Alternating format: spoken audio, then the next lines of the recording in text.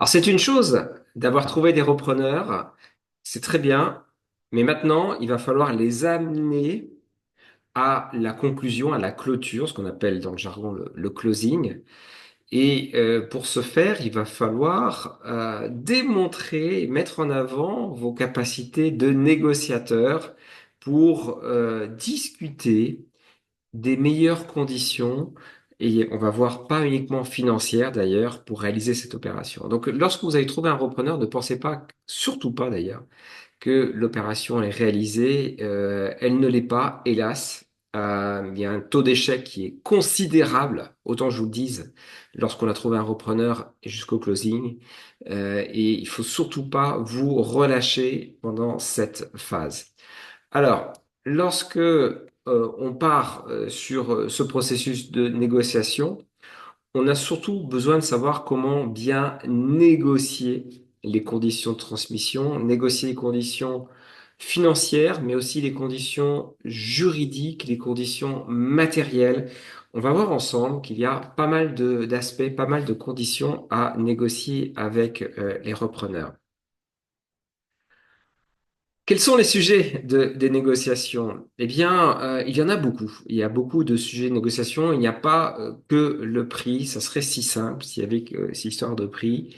En fait, on va voir qu'il y a beaucoup de sujets connexes à aborder et que vous devez aborder, et vous devez d'ailleurs devancer les questions idéalement de vos repreneurs, être prêt aussi à leurs questions en termes de réponses, hein, s'ils abordent des sujets de manière précoce.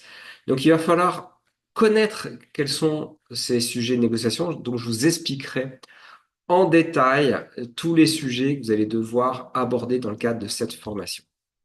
On va regarder ensemble quelles sont les meilleures stratégies de négociation. En effet, on ne va pas négocier de la même façon suivant le profil du repreneur. On va voir qu'il y a au moins trois, quatre stratégies de négociation différentes, et il est important de les connaître et savoir s'adapter finalement au profil du repreneur qui se présente à vous. On va voir ensemble comment recevoir des lettres d'intention, parce que ça, c'est le premier document juridique de référence qui va vous servir par la suite pour poursuivre ou non les discussions. Donc, c'est une forme de proposition, mais qui est formalisée, qui a un certain format.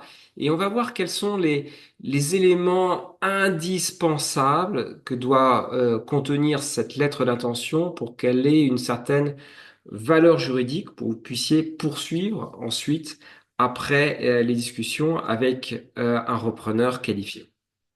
On va regarder ensuite comment gérer les crises lors des négociations. Alors, inutile de vous dire qu'en général, elles sont assez courantes, ces crises.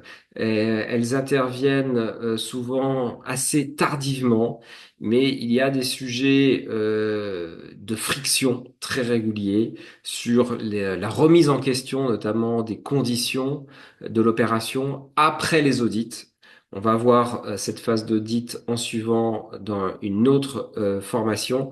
C'est une phase très délicate, parce que si en effet le repreneur découvre certaines choses sur l'entreprise, il va pouvoir se servir de ce qu'il a trouvé pour renégocier les modalités de la transaction, les modalités financières, mais aussi les modalités dans la transition, dans la période de transition, dans la période d'accompagnement, les modalités de la garantie de passif aussi. Et on va voir ensemble que il faut apporter des garanties lorsqu'on on transmet en tout cas les titres d'une entreprise. On va voir que dans le cadre de la cession des actifs d'une entreprise, il n'y a pas nécessairement besoin d'apporter des garanties. Donc ça, je vous expliquerai aussi tout ça dans le cadre de la formation. Je vous donnerai aussi des modèles de stratégie de négociation, parce que ça va vous aider, évidemment, des canevas pour bien négocier.